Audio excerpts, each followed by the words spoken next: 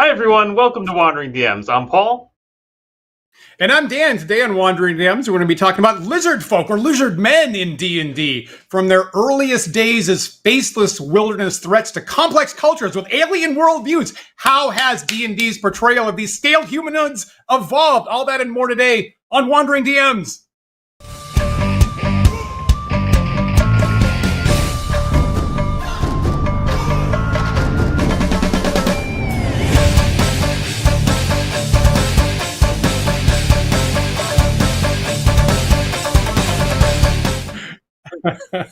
Before we get into it, as always, I'll remind everyone at the end of this show is the after party chat. That is a live video chat hosted by Dan and I. It is open to all of our patrons, and so you can join in by joining our Patreon at patreon.com/wanderingdms. Join at any tier and get your accounts all set up. You should get an invite to our Discord server where we host the chat. And around 10 minutes after the show, we will be there to chat with you all. Definitely. We love that part of our week. Thanks to all our patrons and, for example, Backrius for checking in that we're currently live on YouTube and Twitch and Restream. So helpful to check in on that. Thank you. Paul, you suggested that lizard men is a topic, and it certainly wasn't on my radar. I'm glad you suggested it. Was there any particular motivation that they just seem to keep popping up for me recently. Most recently, of course, when you and I were at Rising Phoenix GameCon, you roleplayed as a group of lizard men in our right, and they're featured in our most recent Dungeon Design Dash. They're not the major elements, but they are interestingly in that dungeon. They're the really only potential social encounter. Right, they're the only group of monsters you're really gonna maybe have a conversation with. Yes. So, right, that I thought was interesting. Right. Welcome to it. Yeah, and then I don't know. I think they were coming up. There's just other adventures that I was reading or reviewing and thinking about them, and they're fascinating because, I don't know that they're quite listed as like a trademark Wizards of the Coast monster, but also tracing their precedence or their origin is difficult, and I didn't find a lot when I was researching this into like where they might have come from. How did they make their way into D&D in the first? I agree with that. They, as we know, they show up in the first supplement. So they show up in the Greyhawk supplement less than a year after original D&D was published. They're almost like one of the very first things that's not from classic mythology. They don't have a completely clear, direct pulp precedent, although there's a lot of reptilian type something humanoids and Howard and H.P. Lovecraft, and Howard has serpent men and things like that. So it's kind of in the ballpark. And I agree that they're almost the first thing that you could almost point to and say could have been. It could have been kind of the first classic TSR invented IP monster, potentially. And I was somewhat surprised to realize that myself this weekend. Yeah, and they've occupied an interesting place in the sort of greater ecology of D&D monsters, if you will. In fact, I'm going to put up a message here from William in the chat, who says, I feel like lizardmen/folk always seem to pop up as neutral monsters for the PCs to potentially interact with. And I think that's one of the most interesting things about them for me, why I started really digging into them, is I was starting to question, how much are they a monster versus just maybe a misunderstood race of creatures or whatnot. I think it's interesting. I'm going to jump right away to that first text description of what we see from them in Greyhawk. Yeah. They don't appear in OD&D, right? They show up in supplement to their Greyhawk. And here's the description: lizardmen, and I've highlighted a section here, and it tells us they are fond of human flesh, and they will generally capture as many humans as they can when offered the opportunity in order to take them to their lair and have a tribal feast. That's like half the text of the description of lizard men is how they eat people. Yeah. Correct. That's pretty gruesome. That's pretty monstrous, I would say. Totally, right? That's Totally. an attack on sight kind of creature, I think. And I don't think, and so again, original 3 sentences is all you get. This is not uncommon for monsters at the time. You get 3 sentences. Elsewhere, there's a stat block. They get a claw, bite, attack routine.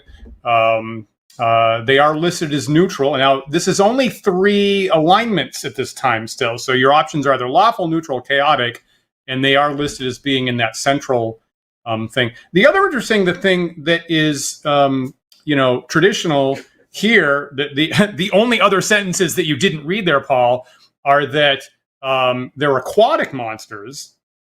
Mm-hmm. They have a root intelligence. They use some simple weapons like spears and clubs. And then the last sentence again reiterates they live either wholly underwater or in very wet places.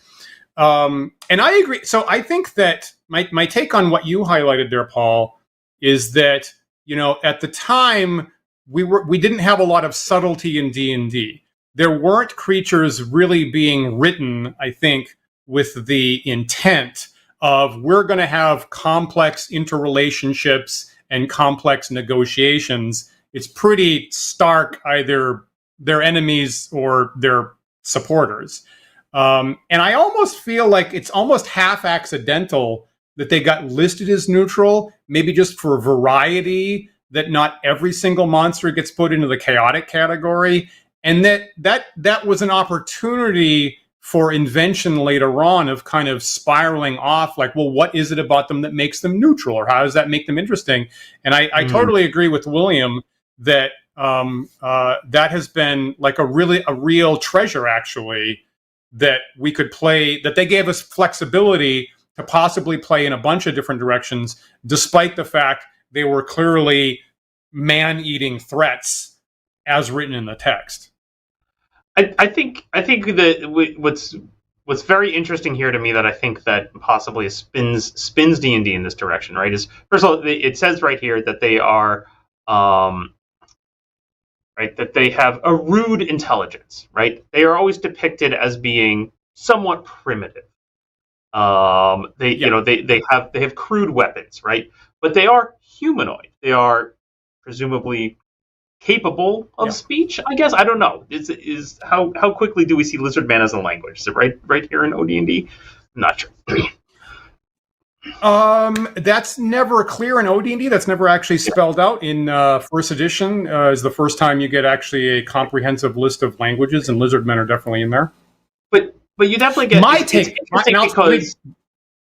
I'll briefly say that my take is that basically any. Okay.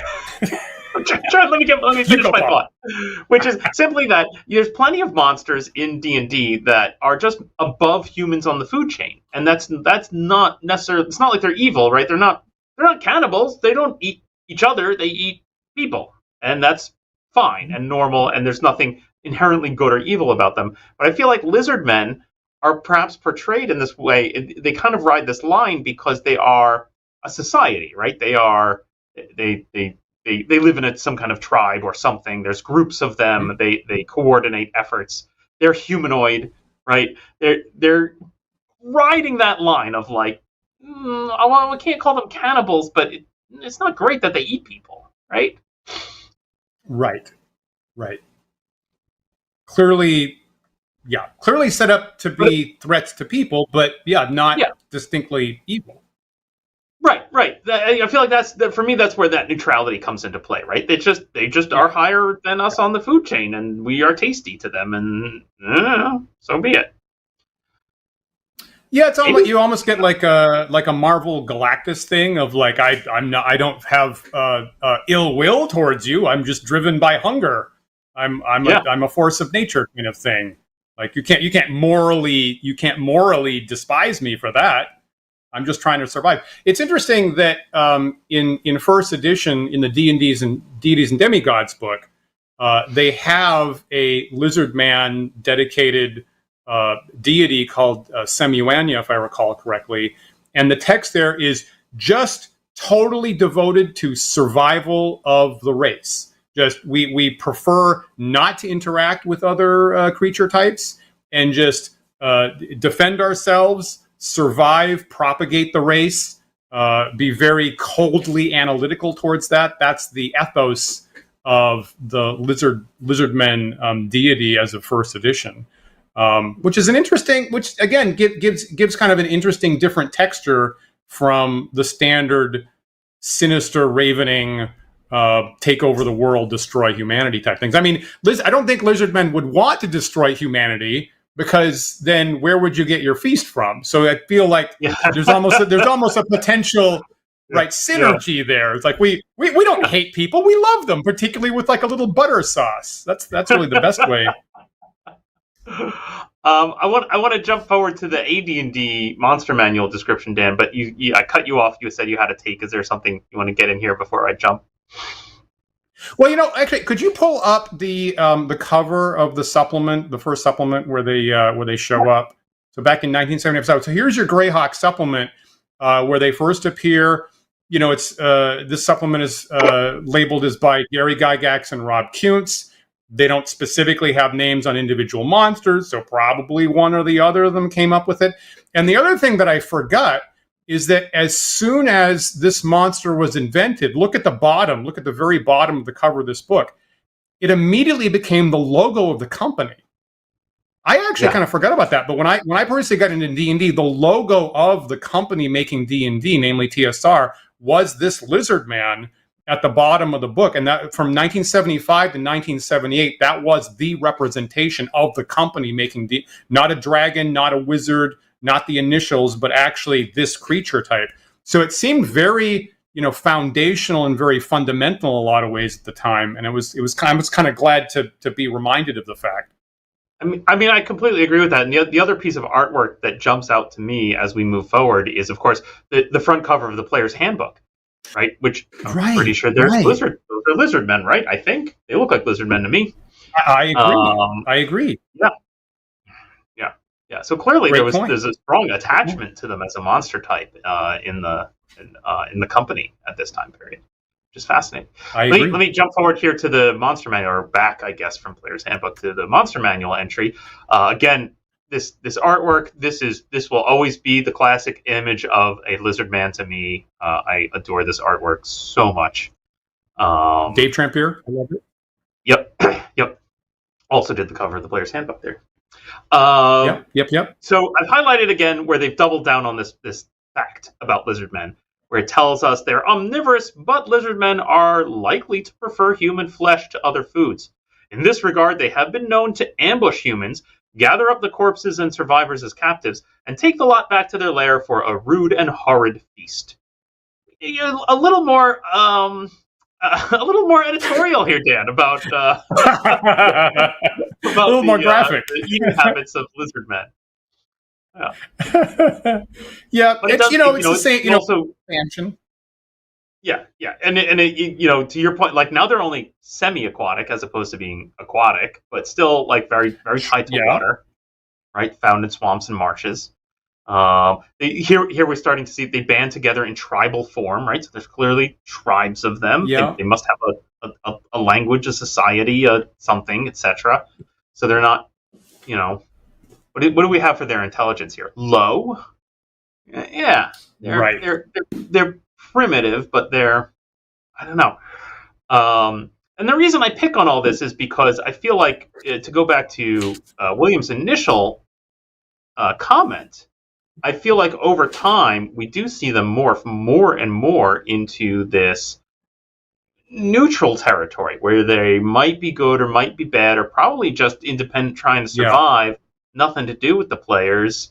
Like I feel like it goes so hard in that direction. I feel like that these days most of us associate them with that kind of depiction.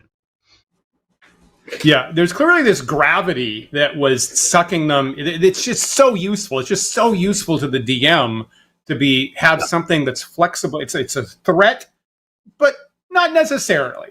Maybe we can find common ground. Maybe not. Maybe we can negotiate. Maybe they're just a threat in this case. And so having that, this element of risk reward that's a little bit ambiguous is really just so useful for the DM in so many different ways. You can kind of see why it was almost an unavoidable opportunity to play out that. You're making me realize with the semi-aquatic bit that on the first line of what we're looking at, the percentage of them dwelling above or underwater flipped. So in OD&D, it was 35% that they would live not underwater, and here it's now 35% that they are totally underwater. So it actually flipped from 2-to-1 odds that they'd be underwater where you can't access them to 2-to-1 odds that they'd be above water where you might more likely interact with them. And I didn't notice that until this very second. Yeah, they get a little bit less wet over time. They dry out a bit over time. Okay, now I got to point out one weird thing about the monster manual. That's one of these things that's a little bit of a proud nail for me. Here's a question that I posed to the group: do lizard men use swords? Oh, excellent question, right? Because of course, in the earlier text, we saw that they used spears and clubs and crude weapons. Yet clearly in this picture, he's holding a sword. Which is wildly in contradiction with the text, because the text here at the bottom actually drives even harder into the fact that they're primitive and usually don't have tools. So there's a rule there that says 90%, 9 in 10 groups of lizard men don't have any tool usage whatsoever. And they're just going to attack you with their natural claw bite. 1 in 10 has evolved to a higher state, and they might use crude shields and darts and javelins, and then in melee they would use clubs. Now, even the more advanced 1 in 10 type doesn't have swords or anything like that. But this is one of these cases where Trampier made this wonderful piece of art, and it tends to stick in our head a lot harder than what the text says, which says they only have clubs, actually. And the other thing is that mechanically they're better off using their natural attacks. Actually does better damage than any weapon that they might have, and that's kind of an oversight in my mind. There's an interesting contradiction here, right? Because historically, right, as humans evolved, we started using tools, we started using weapons, we started getting things like clubs and spears and javelins, and those obviously greatly improved the deadliness of a relatively soft human form. But when you then try to translate that into a creature like a lizard man who has claws and teeth, and you're trying to create game statistics for that, it becomes this. Right, thematically, we want them to appear to be, primitive. So we, give them the same kinds of weapons humans had as primitive humans. Mm-hmm. But those are actually worse statistically than their natural claws and teeth, which is weird. Yeah. You might say that this is another argument against the trope of claw bite routines that came up in the first supplement, right? Original D&D didn't have that. The first supplement was like, oh, we're going to give you a wild variety of attacks and damage for your monsters. And once again, giving them the 3 claw bite almost inevitably makes that mechanically better than weapons. And that mistake kind of happens over and over again. This is one example of it. So for me, I'm like, well, if I was playing OD&D and they only had 1 attack and it only ever did D6, then I could play around with some other weapon type that would be better. All right, I want to dig into... I got 2 other things about first edition when you have an opportunity, Paul. Go ahead. I was going to move on, so go ahead. Okay. Possibly a couple of places where you didn't think to look. The DM's Guide has a section on non-human spellcasters, and lizard men are listed there. They have the opportunity to be shaman, and they get the top level of capacity. So again, there's a place where lizard men are developed in a way they actually have the highest spellcasting opportunities as shaman in first edition D&D, along with giant types. So they actually come in at the top level there. And the other interesting thing that happens historically is that in the Fiend Folio, and I have an illustration of this, they have like a special type of lizard men called the Lizard King, which is listed in a separate stat block. There you go. So here we are. I think it's 1982. In the Fiend Folio, you get the Lizard King. significantly more powerful. They have kind of a special trident attack. They like have 4 times the hit dice. And one of the interesting things here is that the alignment of the Lizard King is specifically given as chaotic evil. Interesting. So the leader type, yeah. I admit I don't know Fiend Folio super well. It's not something that's solidly in my brain, but it jumped out at me that you said 1982 because I was about to start looking at modules. Where do lizard men appear in modules? How are they portrayed? Yeah. And of course, one of the big ones will be 1982's I2 Tomb of the Lizard King. So are we just riffing off of the appearance of a specific custom named monster that appeared in a module? And I think so, right? Is that what's happening here? Because certainly the main villain of Tomb of the Lizard King, Chaotic Evil, is probably the right choice. Agreed. Yeah, agreed on that. Of course, he's way worse, I think, statistically than what we're describing here, right? He's the Lizard King is a 9th level caster, and yeah. Can I spoil it? Right. So spoiler alert. But DMs feel free to use this. So in Mark Akers' module Tomb of the Lizard King, which has the code I2, and I'm trying to 1982, same year. That's interesting. So maybe these were being developed at the same time. The final boss in Tomb of the Lizard King is a Lizard King wizard vampire. Lizard King wizard vampire. So that's a bad day. That's a pretty bad day for your character levels 5 to 7 when they run into that boss at the end of that module.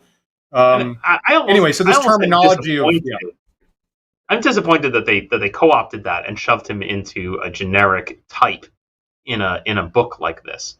Because I do feel like I2's Lizard King is a very specific character, right? He wasn't even bitten by a vampire. He had a ring of wishes. He made an ill-advised wish. Right, like it's it's a very I personally adore that. I love adventures that go out of their way to be like, no, I'm inventing something hyper custom. This is a specific individual, not just a new type of monster. So I'm almost a little disappointed by this, assuming this is an adaptation of that, which I don't know. It seems circumstantial. Maybe this is an adaptation of the Tomb of the Lizard King, or maybe just 2 people you haven't used the same name. I would have thought the other direction. That seems like a pretty good argument to sign. And you know what, Paul? I agree that this kind of thing, and they still do it today, is arguably filler in your new books. Of did you really have to give the DMs like a quarter page of how you can bulk up a lizard man if you want to?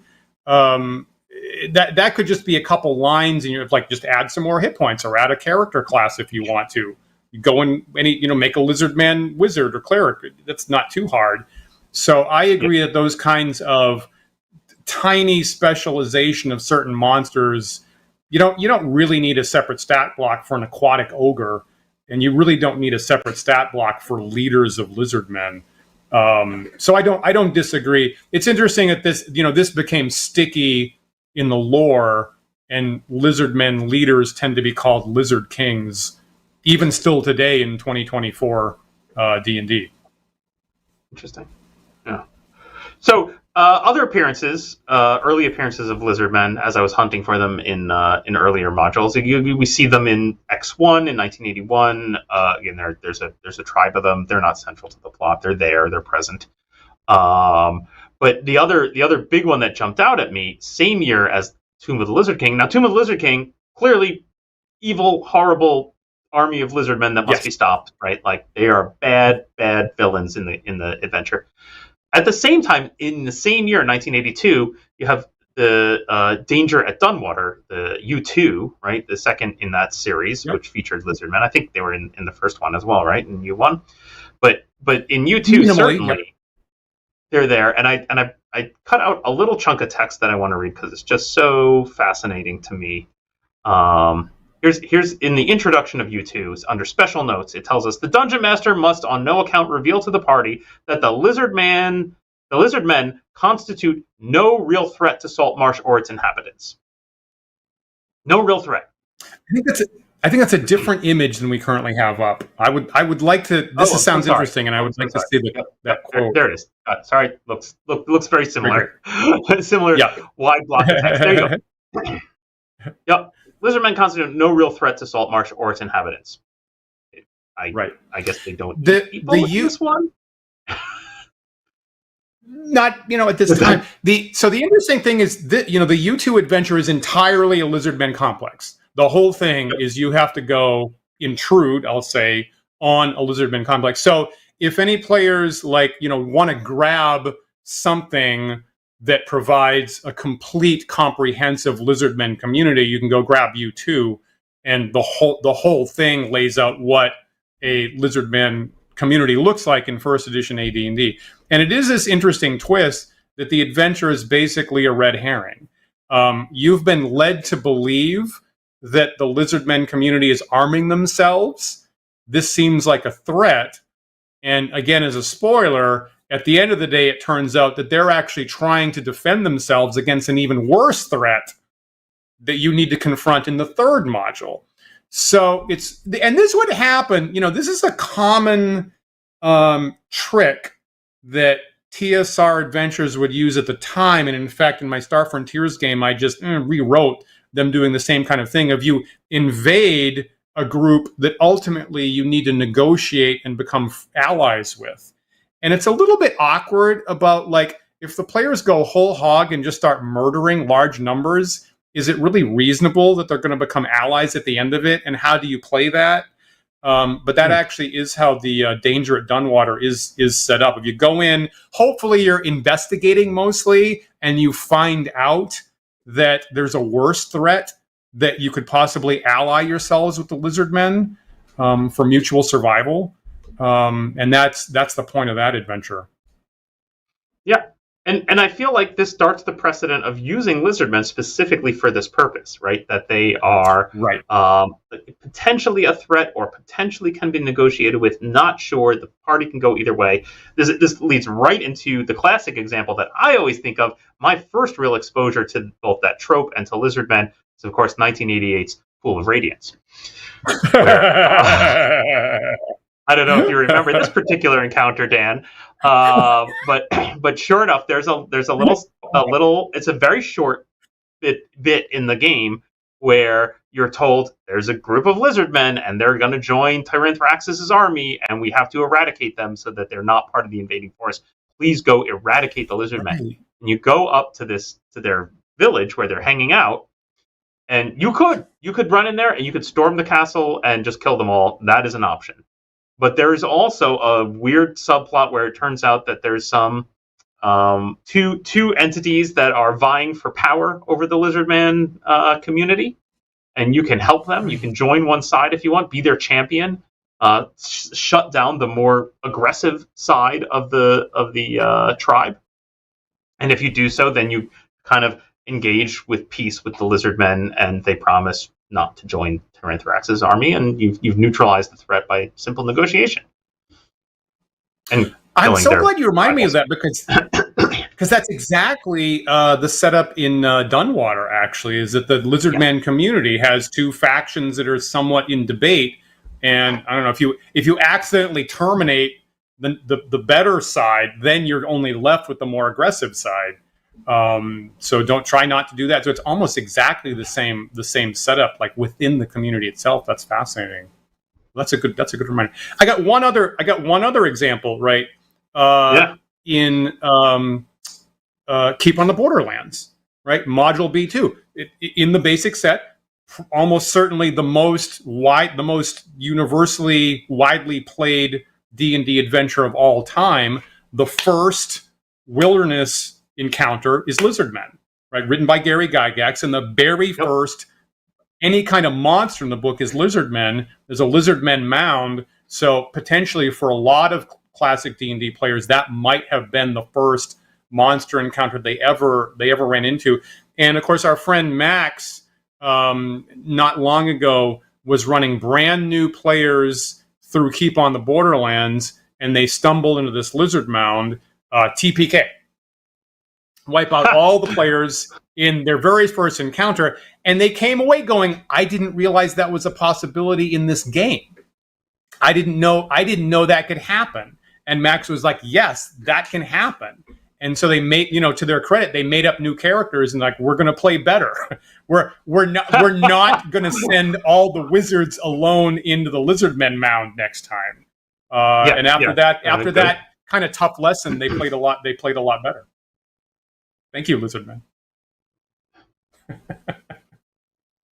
That's great. One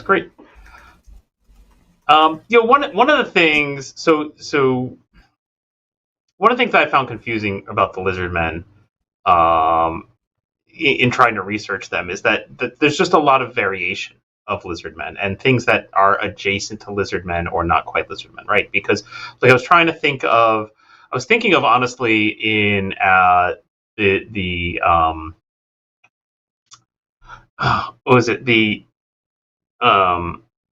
birthday game, our first streamed show, right?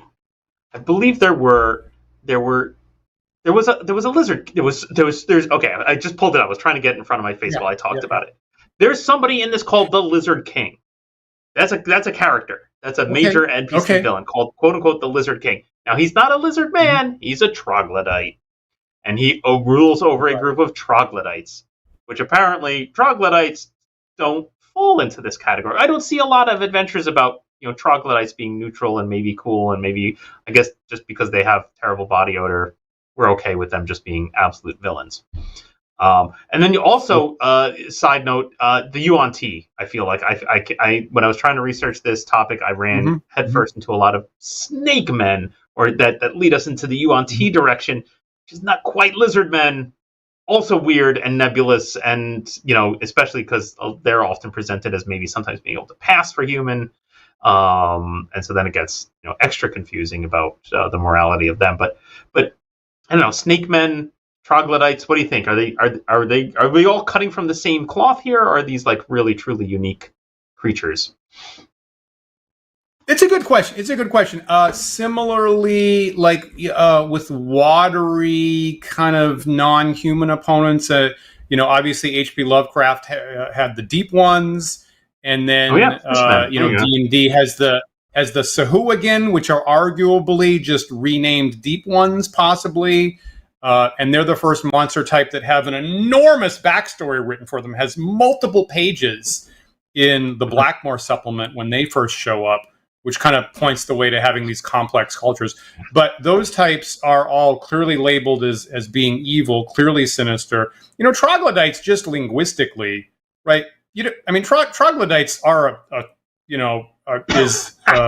clearly a negative. If you say something, that person is a troglodyte, there's nothing positive that you're saying about that. That's clearly a negative thing that you're saying. Yeah.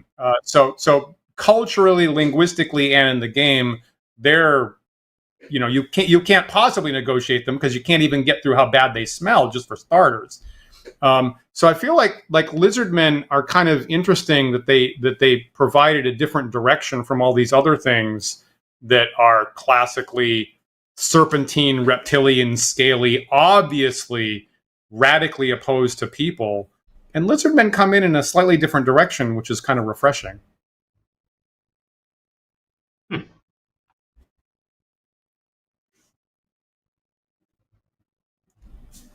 But there's a lot of them. There's certainly, you're not wrong that there's certainly a lot of these scaly humanoidy types being churned out. Scaly, right.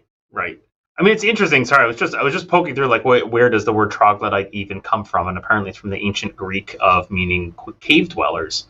So they're human, maybe. Yeah.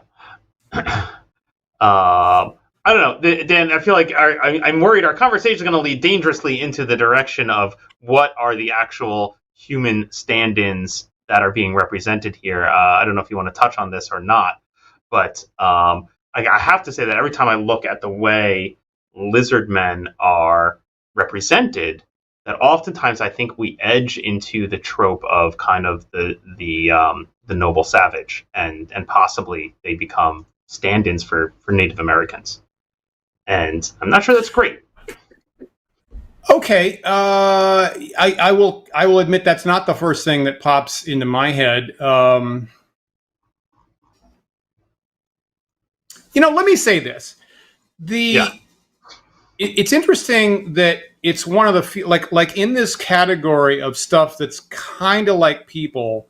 Another thing that I look at is the Swords and Spells book, which was another supplement to OD&D, which is actually the first OD&D book I ever got. Lizard men kind of pop out at a number of times that they can be organized in a troop formation. Not everything can, but they can.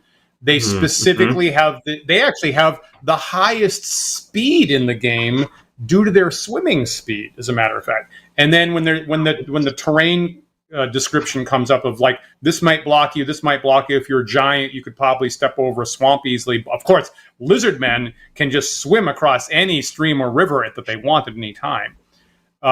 So there's kind of a lot of advantages. They're the only non-mammal creature type that falls into this category of you could organize them as a troops. They kind of work like people. They can have spellcasters that are shaman, and so they kind of stand out as interesting. They're non-Tolkienian. They don't show up in Lord of the Rings. They're not mammals, and so they're one step. I mean, we have a lot of stuff that are allegedly non-human, but as soon as you start playing them in a pseudo player character way, what else do you have to use for role play except stuff from human beings? So there's got to be some kind of, I mean, my take on it would be there's got to be some kind of human culture, tradition, myth, legend, something from people that you use to role play these people-ish things. And so you can say the same thing about dwarves or elves or hobbits or orcs or kobolds or bugbears or whatever. And then lizardmen give you this first step of an opportunity of something that's a little bit more alien. So yeah, if that's a critique that could be made about almost any allegedly non-human creature, I think that lizardmen are an opportunity to challenge you to do something a little bit more different. It's an interesting view on them, right? Because I feel like we've maybe a decade ago or more we would have been having this debate about orcs, right? That how much do you lean into the trope of orcs being just a more warlike community of living creatures that have their own society, right? Are there orc villages, children, etc., or are they more Tolkien-esque, where they are corrupted elves, where where we see in the movie, we see Saruman literally pulling them out of the dirt and the muck and creating them out of corrupt evil magic, right? Are they right? Do they have a society and thus possibly are simply misunderstood, or are they pure evil incarnate that must be destroyed in a moment's at the moment you see them? And it's interesting to me that orcs kind of ride that line, right? Then you have other things like, I don't know, zombies, right? No one ever talks about the morality of zombies. You see a zombie, you kill it, that's it.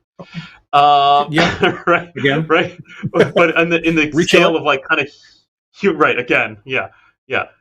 But then you have lizardmen, and lizardmen, I feel like very early on, like in the early stuff as we looked at in the beginning, they're horrible monsters that want to eat us. And then very quickly, as early as 82, we start to see them as, they're just misunderstood. They're more complex than that. They live in the gray area. They have their tribes, right? So presumably, do they lay eggs? Are there baby lizard folk? Do they? I don't know. But so if you. Okay, and one thing, I guess, as long as we're on this at this point, we should say that Paul and I here are flipping back and forth between calling them lizard folk and lizard men. And be perfectly clear, they were originally called lizard men. Everything you would ever fight would be male, frankly, in the text. So up through 0 edition, 1st edition, 2nd edition, they were lizard men. And then as of 3rd edition in 2000, they were renamed lizard folk to be more gender neutral. That makes sense. I understand why they did that. But I still, when we're looking at these, the books are literally going to be saying lizard men and the older stuff. So, one of the awkward things in Keep in the Borderlands and 1st edition AD&D is that Gary in the text absolutely made them all communities that have men and women and young and babies. And that is listed in all the different monster types in Keeping the Borderlands, including the Lizardmen mound. Absolutely. The Lizardmen mound, the men come out to fight. And then if you dig into the Lizardmen, what the Lizardmen mound in B2, what is remaining are some female Lizardmen defending their young. And it's never stated explicitly what the play is expected to be. I expect that it's probably pretty dark.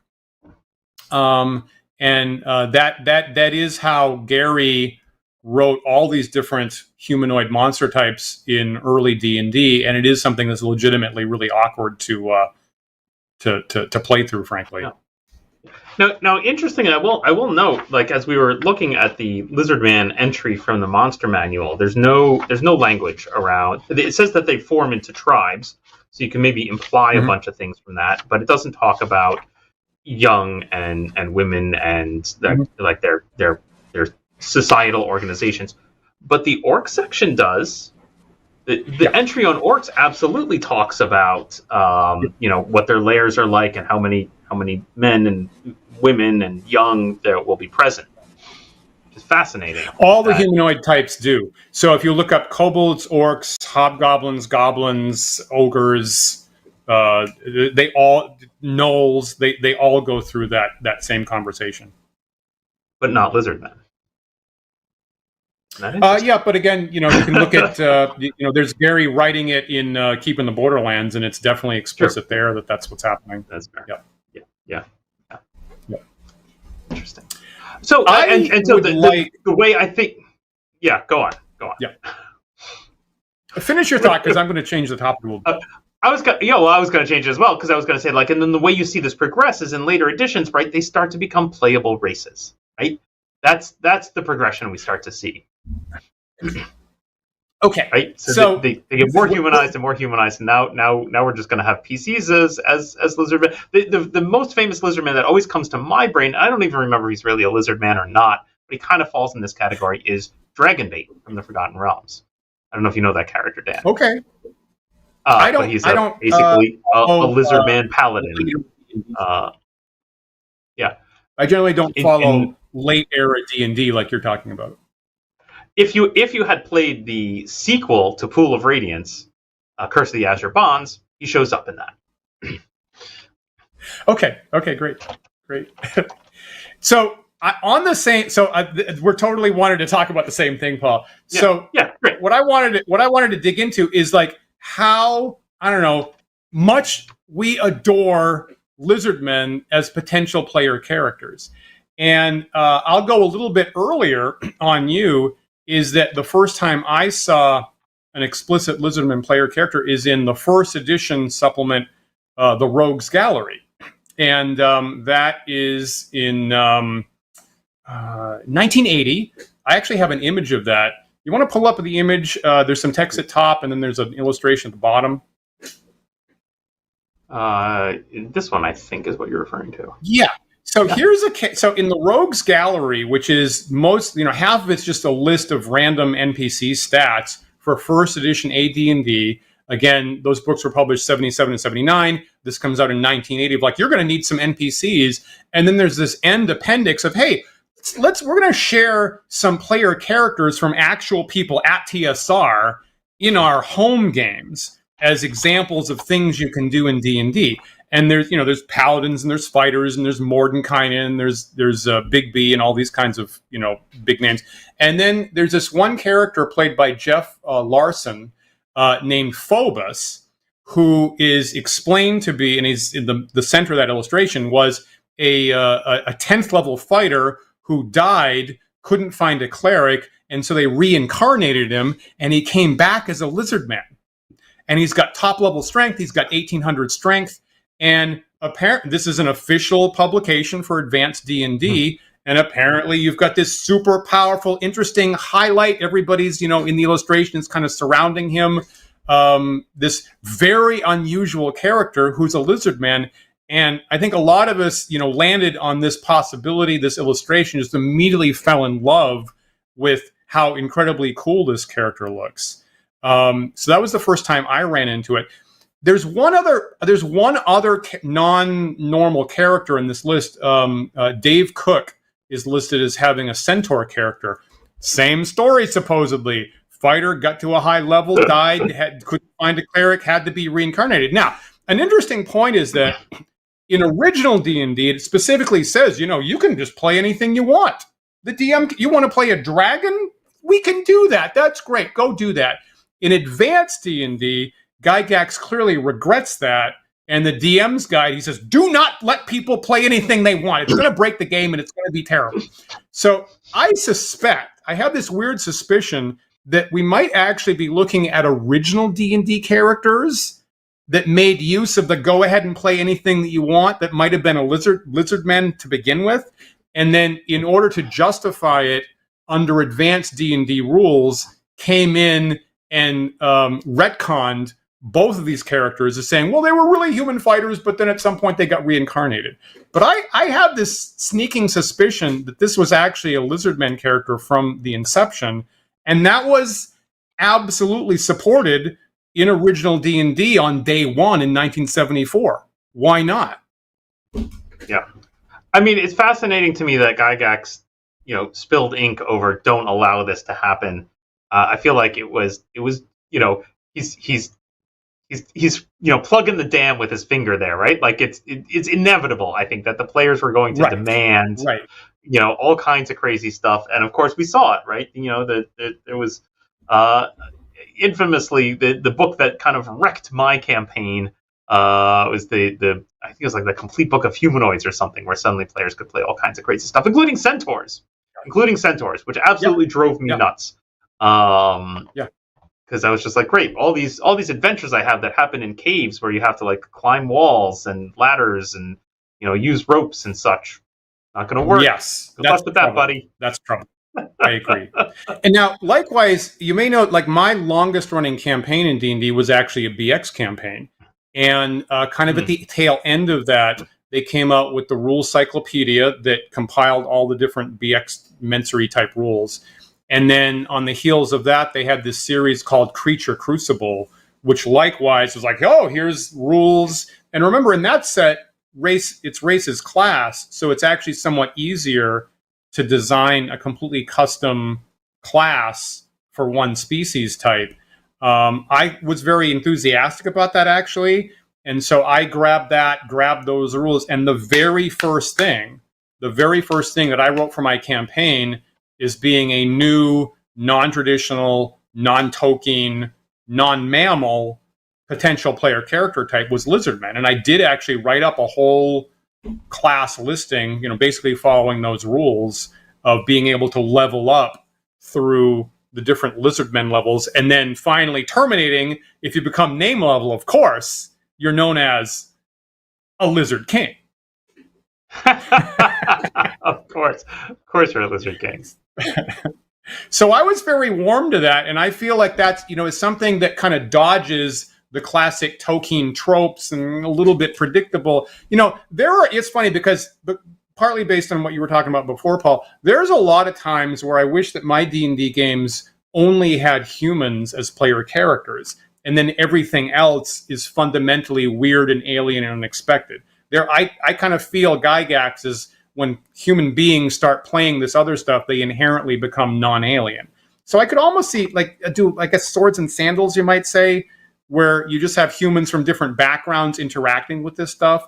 But on the other hand, if I have to pick up the first next playable character type that is a little bit unusual, I don't mind lizardmen. I kind of love the prospect, actually.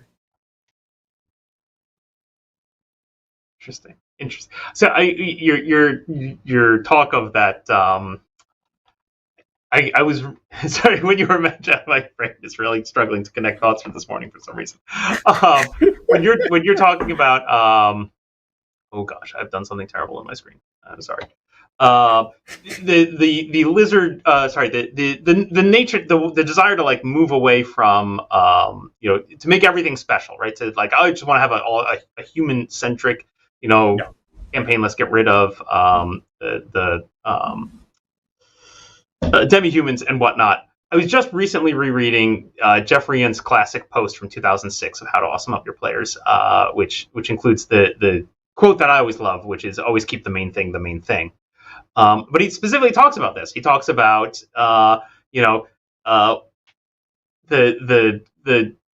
even like he says, even for a guy like me who likes robots and lasers in his D&D, sometimes get in a funk of wanting to trim down the character build options. This is going to be all Conan-y with the swords and sorcery. No demi-humans in this campaign. He's like, and he says, I truly deeply understand the profound artistic reason for such an approach. Let me simply say, fuck that shit. Okay. He then strongly encourages you to move away from that. This is D&D. If you can't fold themes and motifs into a single game starring an elf ninja, a halfling bard, and 2 ill-tempered gnome wizards, then you should just be writing bad fan fiction. What do you think? Going to respectfully assess fuck that shit as not a strong argument. Not a strongly reasoned, valid series of logical conclusions. If he had a stronger point, that could have been more clearly made. We love the weird stuff. Yes, we've had weird interactions in our games, but that's I don't, if there is a DM that goes in a different direction, I highly respect that. I think that the thing I feel like he was getting at here is this notion that D&D is itself not really a setting, right? D&D is an amalgam of settings. It is all the fantasy elements thrown into a big bucket and mixed up with a giant spoon. That's the way I've always looked at D&D, right? Like that quote of D&D is you play Gandalf and I'll be Conan and we'll kill Dracula, right? It's everything all mixed together. So asking your players, hey, we're going to play D&D, but pretend that dwarves and elves don't exist. I feel like that's always going to fall flat. Because, no, I've been playing D&D for decades. I know what elves and dwarves are, man. I'm gonna make a little bit of a counter argument. If you embrace that, then you are necessarily going to run up into the cultural appropriation problem. How else are you going to play these kind of humanoidy things than by borrowing somebody's human culture? So that I think that sets up a dilemma of kind of in both directions. Are you arguing for or against including the?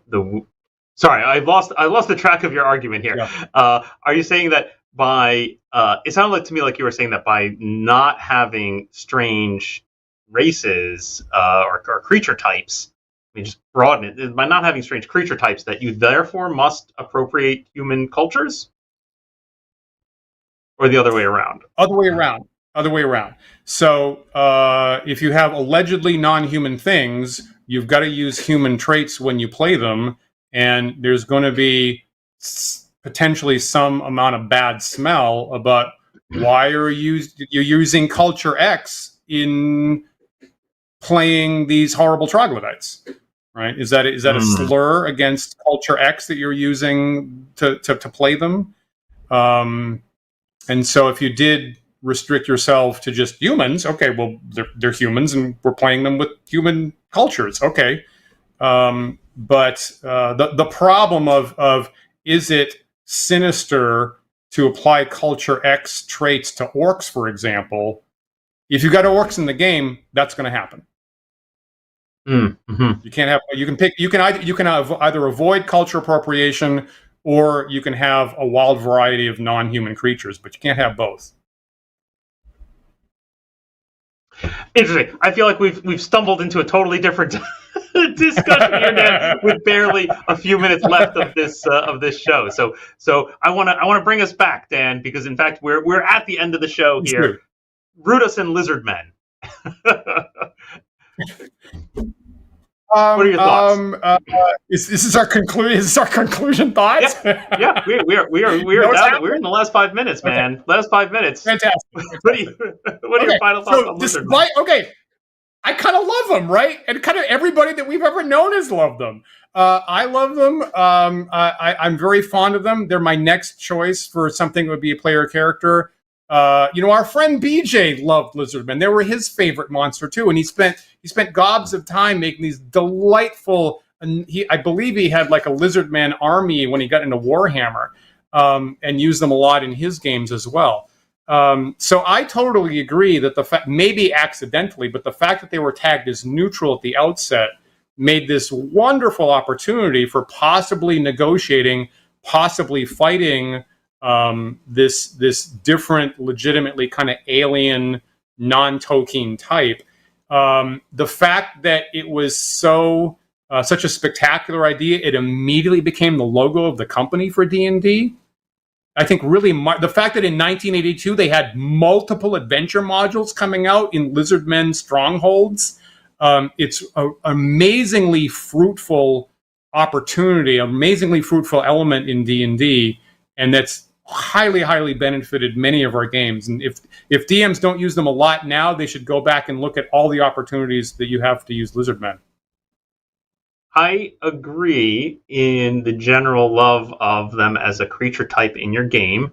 And I am someone who likes to run games where we're in a sort of moral gray area. I mean, we saw this during during that first birthday game that we live streamed where you had to negotiate with were-rats. I think that was super delightful. And of course, they double-crossed you at the end, which was great and in character and whatnot. However, I think to play Lizardmen in this way, I suspect you must, as I've always done accidentally, without realizing it until doing research for this show, discard they eat people. Because if they're eating people, if they are actively hunting people for in the tasty nourishment, that really skews things in my mind. That really skews things. I'm very suspicious of that line in U2 of they represent no threat to the local population. Except that they want to eat them, right? That's a threat. It's fascinating that the same year had those two adventures coming out on totally different prongs on the trident, you might say. Of one saying they're absolutely no threat and they're your best opportunity to hold off the really bad guys, and the other one a horrible, sinister, eternal, vampire, evil, blood-drinking threat to the countryside, right? Simultaneously coming out in both those directions. It's an interesting point, Paul.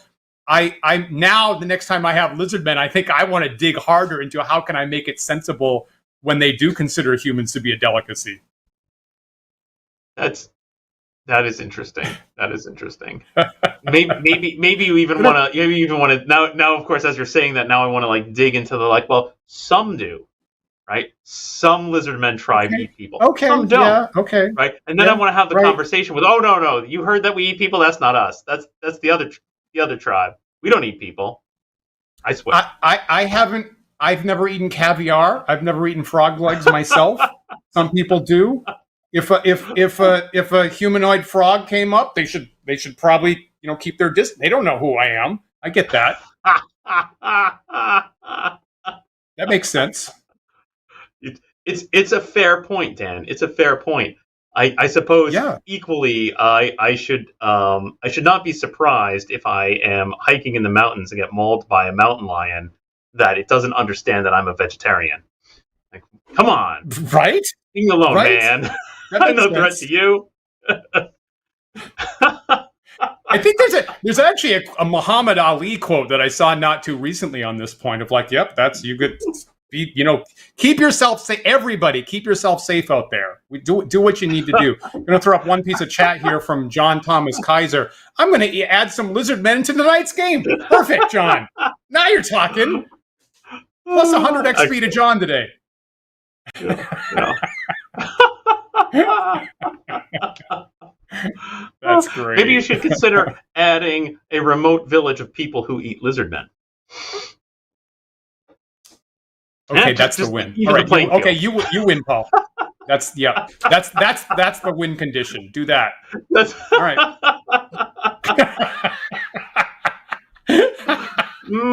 Tastes like chicken. That's brilliant. That's actually okay. All right, Dan. We're totally out of time. Sorry, viewers. If you have an opinion on the lizard men, lizard folk, how they've appeared across the ages, how you want to see them, should they eat people? Just give me that one. Leave me a comment in the YouTube video and tell me: do you think in D&D lizard men should eat people or not? I want to know. And while you're doing that, remember that you can like, follow, and subscribe to us. The Wandering DMs are on YouTube and Twitch and Facebook and TikTok and Loops and GitHub. We have the handle Wandering DMs on all those sites. So please look for us there and dunk on that like button. If you prefer to listen to our show in audio-only podcast format, you can do so. Those podcasts are available on our website at wanderingdms.com. Also through various third-party podcast carriers like iTunes and Spotify and Pocket Cast. If you're listening to the show right now on one of those sites and it offers the ability to do so, please rate and review our show. That helps other users of that site find us, and we really appreciate it. We really do. And, huge thanks to the patrons who support and watch the show here. If you'd like to join them, please visit patreon.com/wanderingdms. Every tier gets you access to a private Discord server where the conversation continues around the clock. And just like Paul said at the top of the hour, we will be there in about 10 minutes on our Discord server for a live video after chat. And I'm sure our viewers have a lot of other things to remind us about how they have used lizard men that we didn't get in the show here. So we definitely want to hear about that. I think Paul is wandering to other events this weekend. So I think I'm going to be the one hosting the after chat. Is that correct, Paul? Yes. I'm afraid you're going to have to speak for both of us on the grand topic of whether or not lizard men do or don't eat people. But I'm eager to hear the results. So please do let me know. Okay, I will, and I won't bias it in any way, shape, or form. So you can trust the results have not been polished by me for my own personal taste, such as it is. So everybody, don't forget, we are live every Sunday at 1 p.m. Eastern time. So we really hope you'll join us again next week for another thought-provoking discussion. We'll see you then.